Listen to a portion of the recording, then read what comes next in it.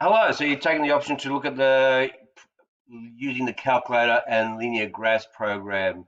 So if you go to number two, my documents, or if you've got the latest one, to browse and click on that, you will find eventually a folder, because mine's slightly different. It'll be in year 10, exam semester one, and you'll find the program called linear graphs. Don't forget there's a backup copies because remember you can use these in exams even at year 12 and you certainly don't want to lose that program during the exam, so you've got that backup. So there's guarantees there for you.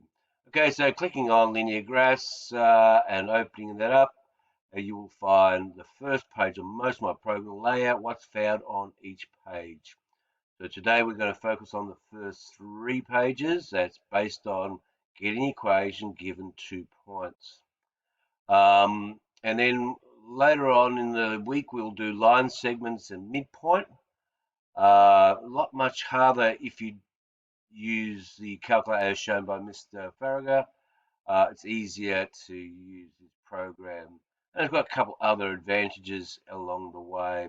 Also, there's a simultaneous equation which Mr. Coulter will show to you, and it's just exactly the same way. So there's nothing special there. So let's go to page two, sorry. We have the X and Y independent. So I've got in yellow is the only thing you can change, and your answers are in blue, and the magenta just highlights or labels your answers. So what we need to do is start with the first problem that Mr. Farragher did, that which was the 2 points with quarter 0, 3. So that's 0. Uh, enter, sorry, enter. Usually goes down. I don't know how I make it go across. 3. And then the second point was 2, comma, -1. Oh, I shouldn't say -1, -1. Make sure you use a -1, otherwise it will get confused. And as soon as you put in the yellow area what you know, it will give you the values. And here we clearly can see the gradient is -2. And the y-intercept actually use C, which we can control as the being 3. Now that you've done that, this is the same problem. You'll be able to go straight to the graph, and there you can see the same values automatically put in there for you. Just grab and move that away, and you've got the graph. One other feature you could do is also now you could, the advantage use trace. So menu trace, graph trace, and cursor left or right to move up. When you get to an interesting point, just click on it and press enter, and it'll give you the coordinates. Go to another point, say there, y-intercept, and press enter, and it will give you the coordinates. Or any point for that matter, go wherever you want, say stop there, press enter, and it will record your coordinates. So that's a really useful feature, the fact that you can actually see it as well as having calculated the rule. And on page 4, just something extra. Sometimes you might want to, um, they're the 2 points you gave. Can you see the 2 points? Um, don't know if there's any advantage of using this. You never know.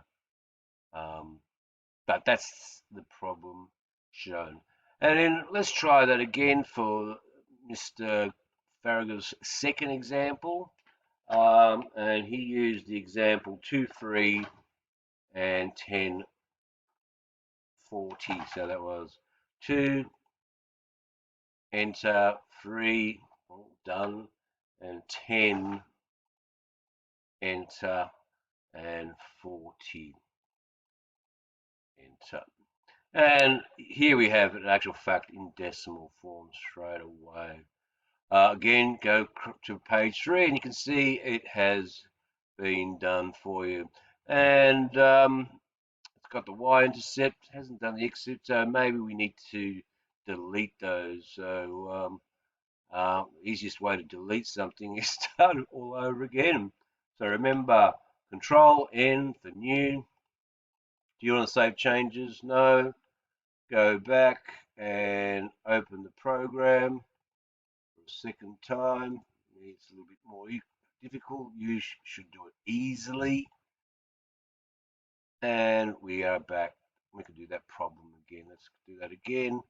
So that's 2, enter, 3, enter, 10, and I think it was 40, 40, enter. Let's go there, page 3. Now it's nice and clean. Move it back. Menu trace. So that's option 5. So menu 5, 1 is a good way. Cursor left. Oh, found a point. Press enter.